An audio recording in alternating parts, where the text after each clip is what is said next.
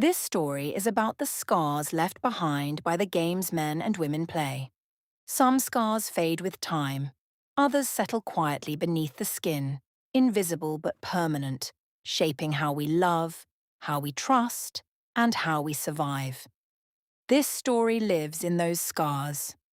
It is a tale woven from love, passion, secrecy, and power.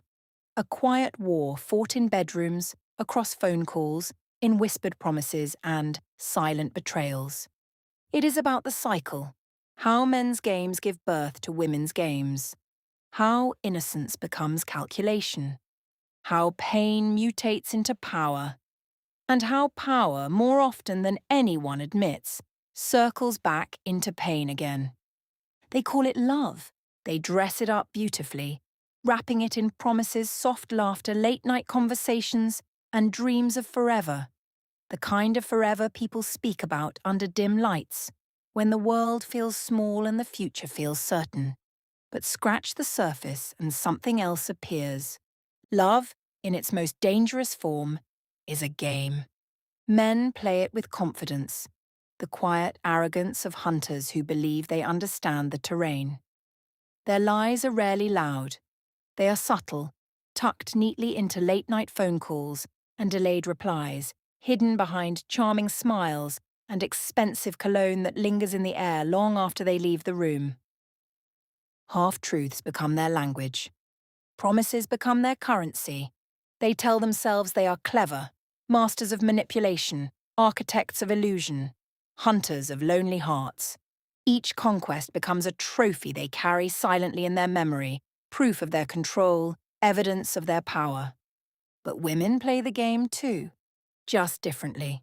Where men move like hunters, women often move like performers, graceful, patient, observant. They watch, they listen, they learn the rhythm of the game before making their move. Charm becomes their armor, silence becomes their strategy, patience becomes their weapon. They tell themselves they are smarter than the men who think they are hunting them. Too sharp to be deceived, too polished to be caught, too careful to ever lose. They believe their control proves their brilliance. But here is the truth no one likes to admit.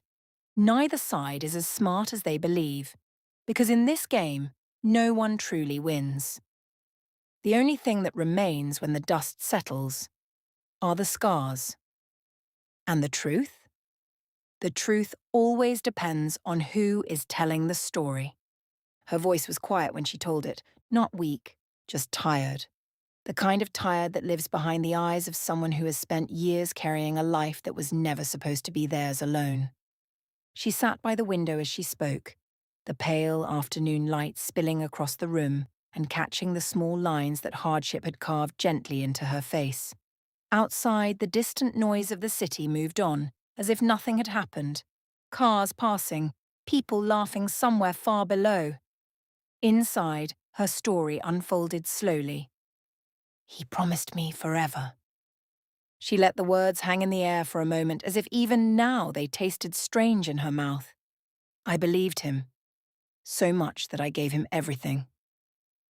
Her fingers tightened around the small cup of tea she held, the steam rising softly into the quiet room. And when forever ended, she paused. I was left with nothing but a baby in my arms. The room seemed to shrink with the weight of that sentence.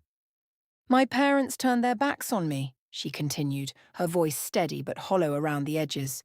My friends disappeared. Calls stopped. Messages stopped. Invitations stopped. Loneliness had a sound, she explained once. It sounded like silence where voices used to be. And he vanished. No goodbye. No explanation, no apology. Just absence. Do you know what it's like to raise a child in silence? She looked up then, her eyes searching for an answer that didn't exist. To wake up every morning and realize the man who swore he would love you forever is just a ghost? The baby had cried through long nights while she sat alone in a small room that smelled of milk, exhaustion, and quiet desperation.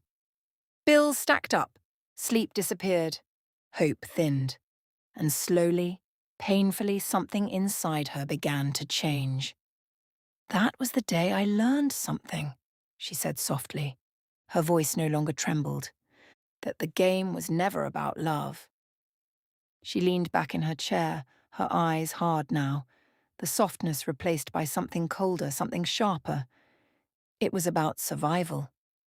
And survival changes people. Welcome to this episode of The Hunters of Lonely Hearts and the Scars They Left.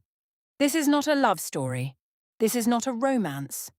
This is the unfiltered world of men behind cheating, the emotional athletes of deception, the smooth operators of half-truths, the manipulators who've turned intimacy into a game of strategy and conquest.